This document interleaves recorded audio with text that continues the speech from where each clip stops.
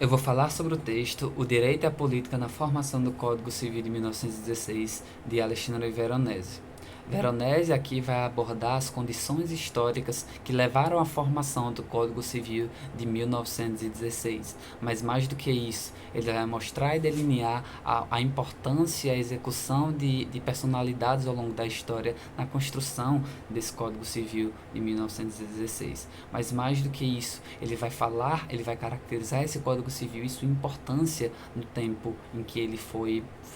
executado, foi promulgado. Ele vai falar que esse Código Civil ele tem um potencial de representatividade muito significativo num país, em que ele serve como símbolo de um Estado-nação, mas mais do que isso, ele demonstra uma legislação de uma república organizada, uma legislação moderna, perfeitamente aplicável a esse tempo que ele estava vivendo. Ele vai diferenciar essa construção desse Código Civil e da ação dessas importantes e ilustres personalidades na construção desse código em três análises, em três pontos. Primeiro, que é a do Império, em que ele fala que há uma construção, há um amadurecimento das ferramentas, dos instrumentos para a construção do Código Civil já de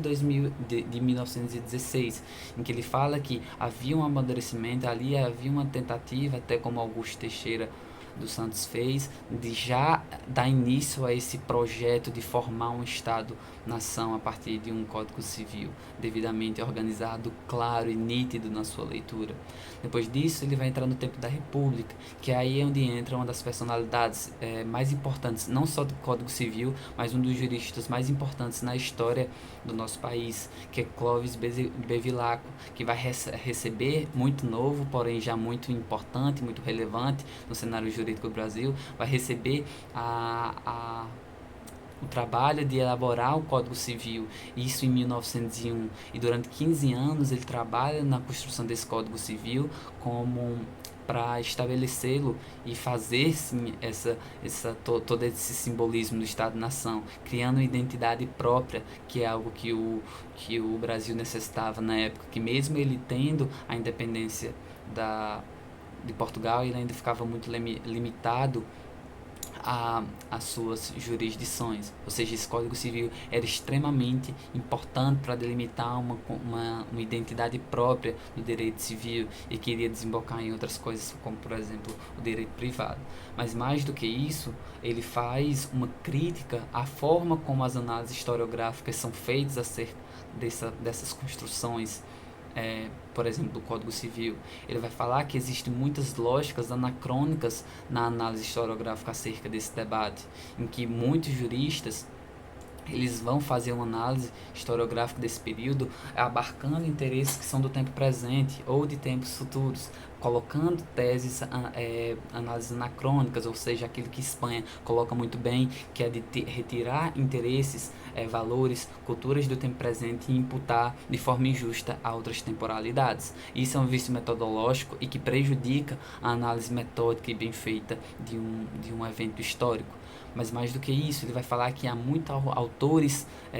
do direito comparado que vão fazer erroneamente análise, por exemplo, do civil law, como do civil law, ligando também a common law e outras coisas. Ou seja, nesse texto, Alexandre Veronese ele abarca toda essa construção identitária e jurídica nacional do Brasil em detrimento da criação desse Código Civil. Mas mais do que isso, ele critica a análise historiográfica que é feita comumente acerca desse evento, não abrindo espaço para vícios metodológicos e fazendo a construção, uma análise, uma leitura historiográfica da melhor forma possível, sem passar por análises anacrônicas, sem passar por interposição de interesses do tempo presente nesse evento do passado, que foi tão importante para a construção da identidade do país como nação, do Brasil como país jurídico importante a partir desse código, que não é mais o que é vigente, mas que teve bastante importância jurídica no tempo em que foi promulgado.